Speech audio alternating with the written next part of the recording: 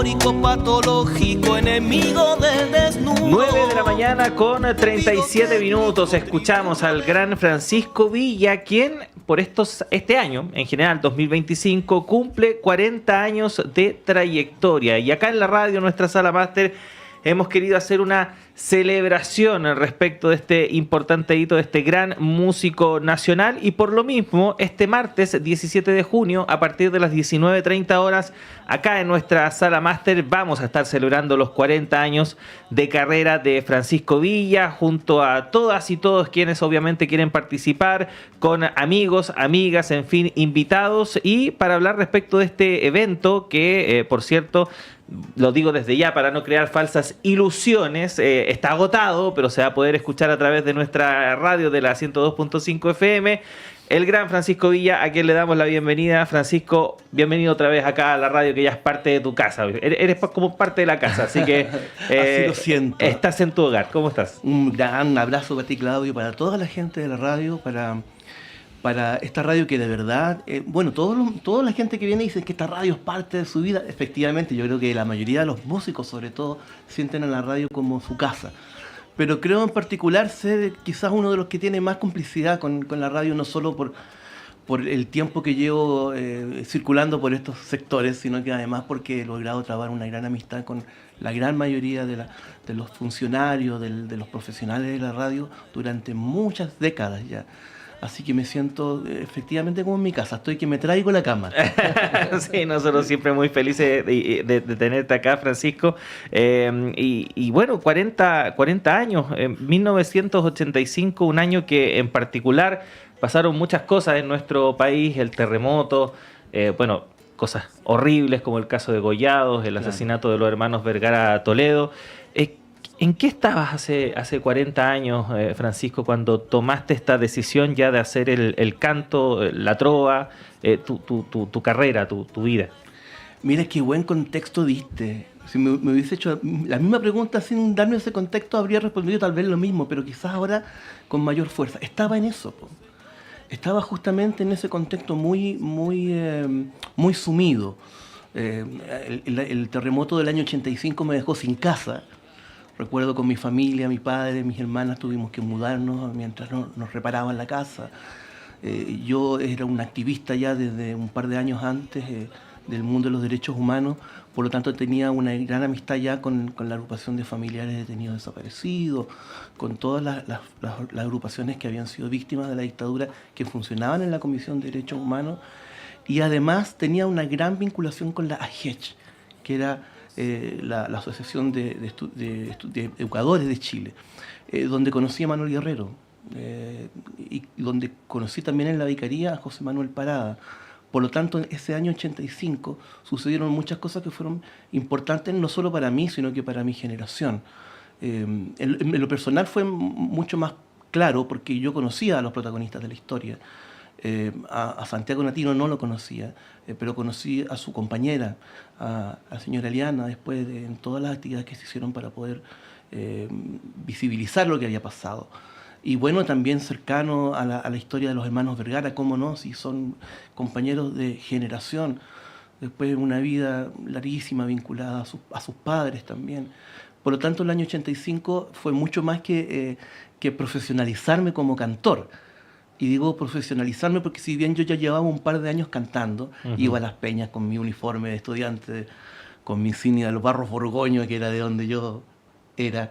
La primera vez que llegué a una peña, invitado por Nano Acevedo, a la peña Doña Javiera, que era una peña que él tenía, Nano Acevedo, un gran artista, un gran compositor, un hombre muy comprometido, me vio cantando en una actividad universitaria en la Escuela de Ingeniería y me invitó a ser parte de su peña, y yo muy honrado, fui contentísimo a eso, y más encima después de cantar la primera vez me pasó un sobrecito con plata, unos billetitos, que fue mi primer pago como cantor.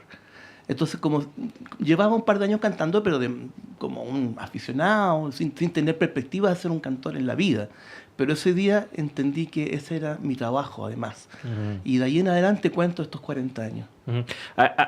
Ahora, Francisco, efectivamente tú lo dices muy bien. En ese tiempo, en los años 80, no era una decisión baladí dedicarse a lo que tú terminaste dedicándote, porque no es un canto per se, sino que es precisamente un canto comprometido, un canto que está muy conectado con la realidad que se está viviendo en el país en ese tiempo. Y sabemos que los espacios de expresión eran muy pocos y solían ser perseguidos. ¿Cómo fue tomar esa decisión en ese contexto de, en el fondo, de dedicarte, no solo en términos profesionales, sino que como comprometerte ya definitivamente a una causa, a una idea, en este caso a lo que te movía en ese tiempo? Unos años antes de esa fecha en que me dieron mi primer pago, y siendo estudiante del Barros Borgoño, justamente era dirigente estudiantil de los estudiantes secundarios en esa fecha.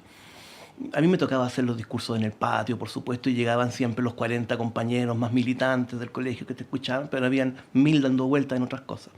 Y un día uno de esos compañeros me dijo, oye Pancho, ya que tú tocas la guitarra, ¿por qué no te pegáis una guitarreadita antes del discurso? A lo mejor ahí llega más gente.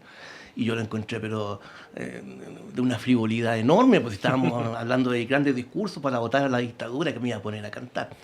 Pero me sobó el lomo lo suficiente como para que yo agarrara papa. Y tomé mi guitarra un día antes de cantar y llegó casi todo el colegio. Casi todo el liceo llegó a escuchar. Luego hice mi discurso y los demás compañeros. ¿Te acuerdas qué cantaste? Creo que fueron canciones de Víctor Jara. Ujú.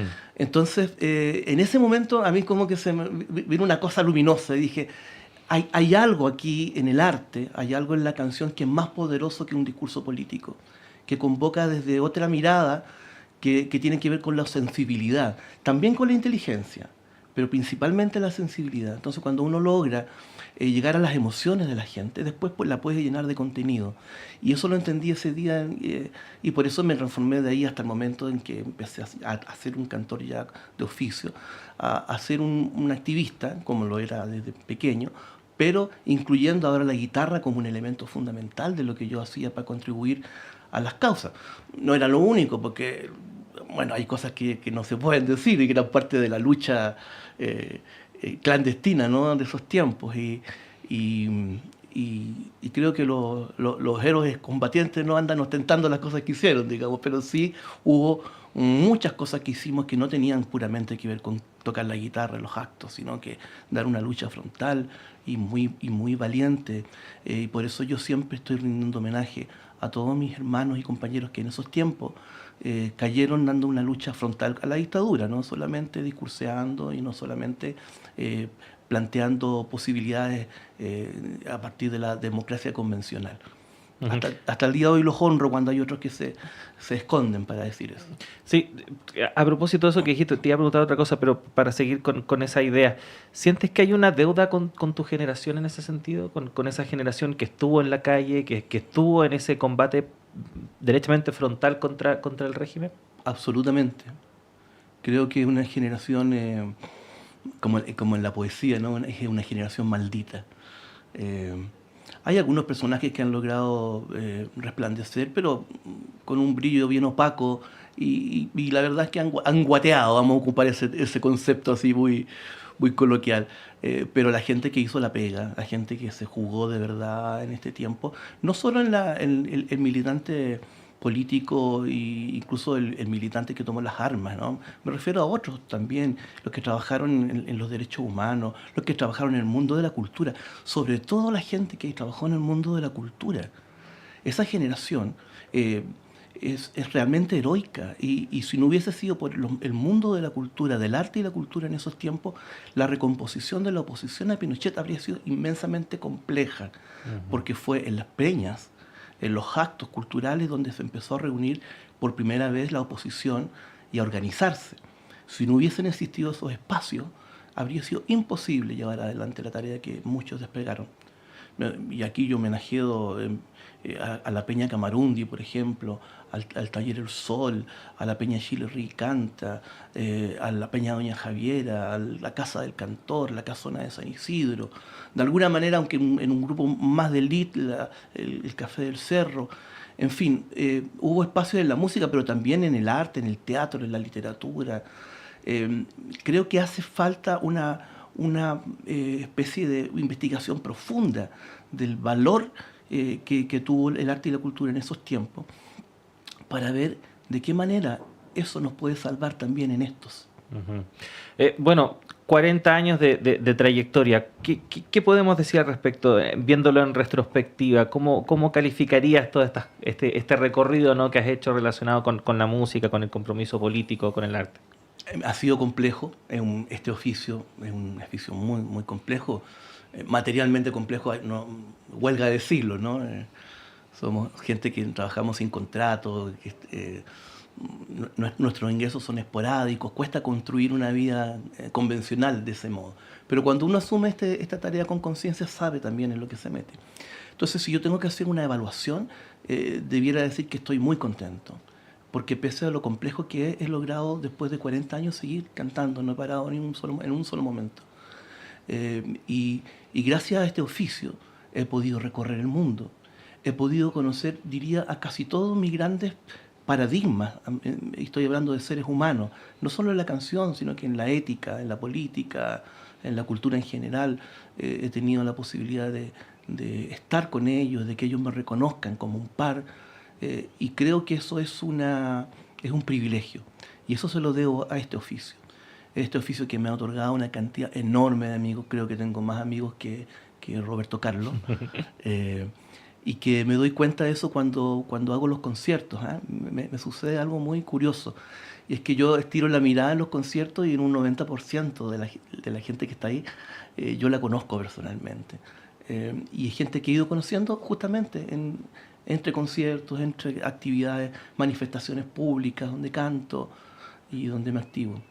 Entonces estoy inmensamente feliz de haber tomado este oficio.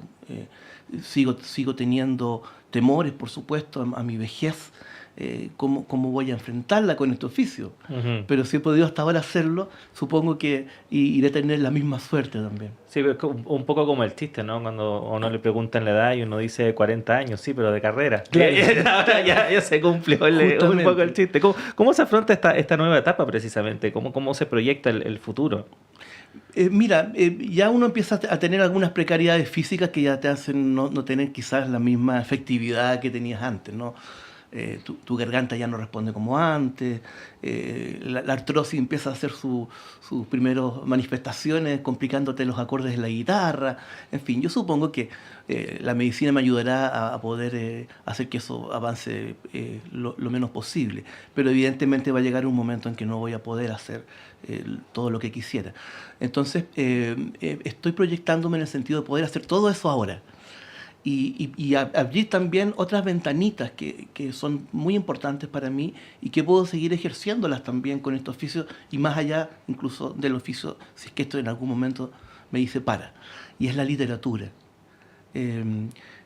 Me debo varios libros. En estos años he escrito bastantes cosas. Tengo un par de compromisos con editoriales para publicar algunos libros.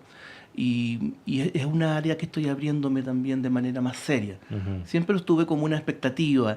Ahora lo veo como una posibilidad muy posible, y está bien avanzado también el hecho de poder hacer esos libros con editoriales. Y eso me contenta también. Y debo decir que eso se lo debo también a este oficio. Así como le debo este oficio a mi padre, que fue el que me enseñó a tocar la guitarra, a este oficio le debo todo lo que me ha sucedido en la vida. Y todo, todo, absolutamente todo, desde lo que tiene que ver con el propio oficio hasta la vida personal, la vida profesional, las amistades. Ujú. Creo que los cantores, más allá de las precariedades que en general se viven, los artistas en general, tenemos una gran ventaja en términos humanos, de conocer a mucha gente, que nos conozca mucha gente, y poder establecer redes definitivas incluso para la vida de uno y para la vida de los que uno quiere. Ujú. Francisco, nos quedan un par de minutos, pero bueno, ya lo mencionamos, estamos aquí con Francisco Villa a propósito del concierto que se va a llevar a cabo acá en nuestra sala máster el próximo martes 17 de junio, a partir de las 19:30 horas. Está totalmente agotado, pero usted lo va a poder sintonizar también en nuestras plataformas 102.5 FM, el dial acá en la región metropolitana, radio.chile.cl, a partir de las 20 horas. Francisco, ¿con qué se va a encontrar la gente que venga acá en sala máster o que te escuche por la radio en esta celebración de los 40 años?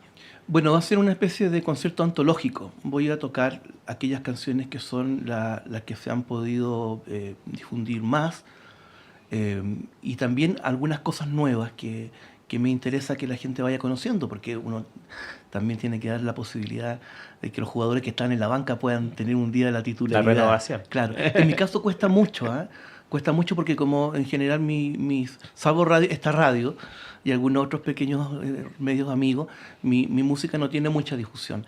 Entonces, el único espacio para poder hacerlo es los propios conciertos. Y para que la gente se aprenda las canciones, tengo que cantar las mismas canciones siempre.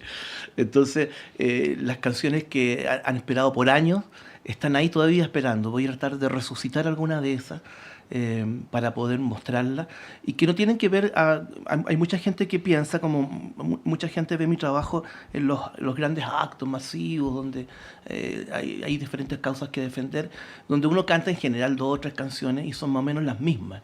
Entonces la gente piensa que lo que hago está exclusivamente ligado en términos de temática a la lucha social, a la lucha política, pero mi trabajo es un trabajo mucho más amplio. Hay mucha de esa obra que se refiere a muchos otros aspectos de la vida y que también creo que son importantes, y me gustaría que la gente lo conociera, que finalmente se pudiera armar un mosaico de lo que es uno, porque esas canciones hablan por uno y hablan mejor que uno en realidad. Bueno, Francisco, como siempre, agradecerte el tiempo que tienes para conversar con nosotros acá en Radio Análisis, y por supuesto muy, muy, muy felices de que hayas elegido Sala Máster para celebrar estos 40 años de oficio, así que vamos a estar ahí, Francisco, acompañándote. Muchas gracias por estar acá con nosotros y te esperamos pronto. Gracias a ustedes, a la radio, gracias al Pato, gracias a todos, a la Pauli, a ti. Estoy muy emocionado y quiero agradecer formalmente a la radio por haber tomado estos 40 años como una cosa propia. Estoy muy emocionado y es el mejor premio que puedo tener para estos 40 abriles. Porque sí, fue una vamos a estar en los 50, en los 60, en los... Vamos a llegar a los 90. Sí. Gracias, Francisco, que estés bien. Claudio, que estés muy bien. Y nos despedimos nosotros también cuando son las 9:54. Siga en nuestra sintonía porque ya llega Nicolás Rojas y Semáforo en breves instantes acá a todas nuestras plataformas, pero si nos sintoniza a través de la red de radios que piensan o el canal de televisión Uchile TV, acompañe también la programación que tienen preparada para hoy. A las 13 horas, más noticias en la segunda edición de Radio Análisis junto a Diana Porras. Yo me reencuentro con ustedes mañana temprano a las 7 en punto. Que estén muy bien.